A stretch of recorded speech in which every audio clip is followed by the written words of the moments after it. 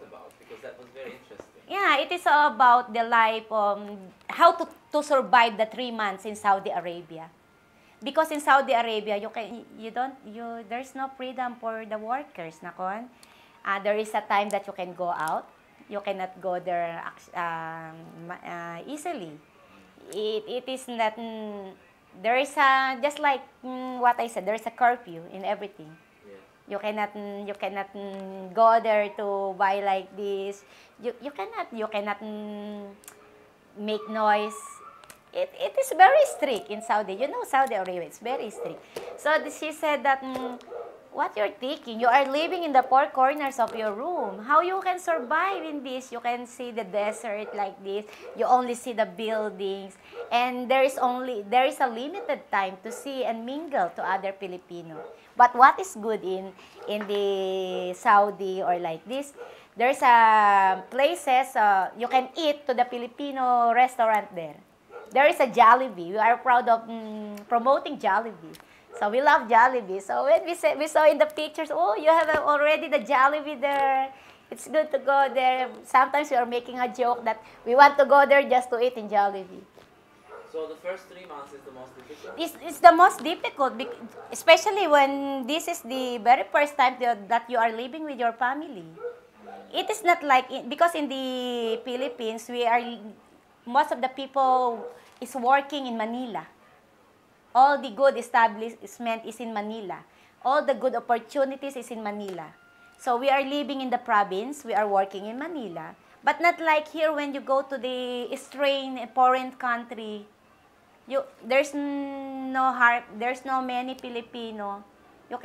Sometimes you are working with the India, Morocco, Lebanese, different culture, different races. It's so hard for us, but this is it. This is the deal. Filipinos is the most resilient and happiest person in the world. So we can easily mingle to other person because we have a love for the people. We are the hospitable people. It's so easy for us to mingle. It's so easy for us to work with other people. But surviving in the Middle East for 3 months, it is the adjustment period. You will adjust to their policy there, the rules and regulations there. You will adjust for the food that you need to eat. You will adjust to the environment. So, for example, maybe I will have an opportunity to show this to other Filipino guest workers in Lebanon, for example. Okay. What would be your advice for people who just arrived in a Middle Eastern country from Philippines? What should they do for the first 3 months to be happy, not to be sad? Not to be because sad. You are experienced. Yes. You can tell us about your experience and how, because you must be terribly missing your country, your family, your children. What is your advice to the other people who cannot come to big cities, who cannot read your magazines? Okay, this is it.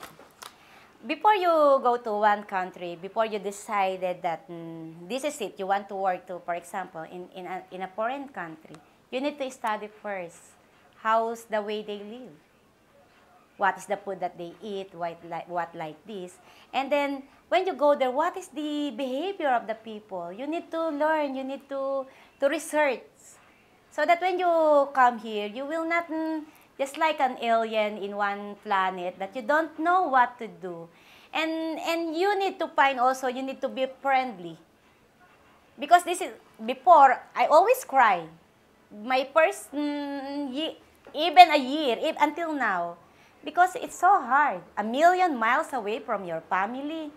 But what I did, it's good that I can write these stories because all the boredomness in my life, it lessened. Be met. You need to do the things that you want. I have many hobbies. I love to cook. This is also helps me not to be bored.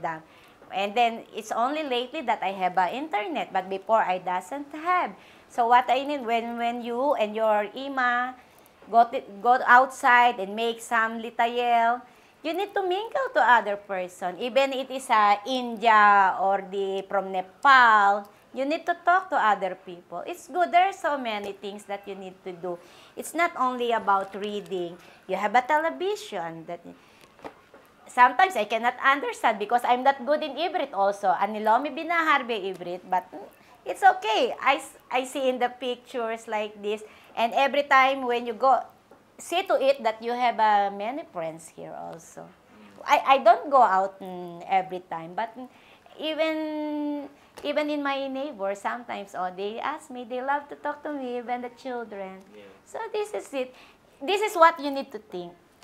In times of hardship, in times of boredom, you need to think. In the Philippines, you cannot earn a good money like this. Because for us, many Filipinos who came here, they finished their studies. They are teachers. Education is very important to us. Because for us, we believe that education is the key to fight poverty. Our country is very rich. Our country is very nice. We have beautiful lands. We have wonderful people. We have the positive forces and values. This is what we want to, in everything that we do, we want to do it with love, everything. We want to excel. But what we can do, you know that the economy, there is a crisis in economy globally, nakon? Yes. What we can do, we as the OFWs are the one who save the economy of our country. Our remittances help the country. Until now, we are fighting. This is what is good for the Filipino people. Even we go outside the country, in every nation's success, there is a one Filipino behind that. We are working so hard. Even in the Washington, the cook there is a Filipino. Yes. The chef cook is a Filipino. Yes, you know Arner Pineda in the journeys in Jordan? no, Arner Pineda now is in the famous group, the Journeys. You know? It's like a music group? Yeah, it's No. you need to research this. Oh, okay. There is one Filipino there. And then even the one, there's a lot of good singers in the Philippines. There's a lot of wonderful Filipino in the Philippines. So this is it. I'm proud of being Filipino, but they told us why you are here, why you leave your family. It's so hard. You have a good job there, why you are making poo-poo. You know poo-poo, why you are cleaning poo-poo. You are cleaning all these things because there's many nurses here. There's a dentist here. There's a lot of teachers here in Israel. But because of our love to our family, we survive. We survive here in Israel. It's not so easy to work here. And even in many places, there's no easy job. Even when you are eating, it's very hard also. But what you need is patience, a lot of patience, and we need to ask the guidance of God. This is very important, the guidance of God.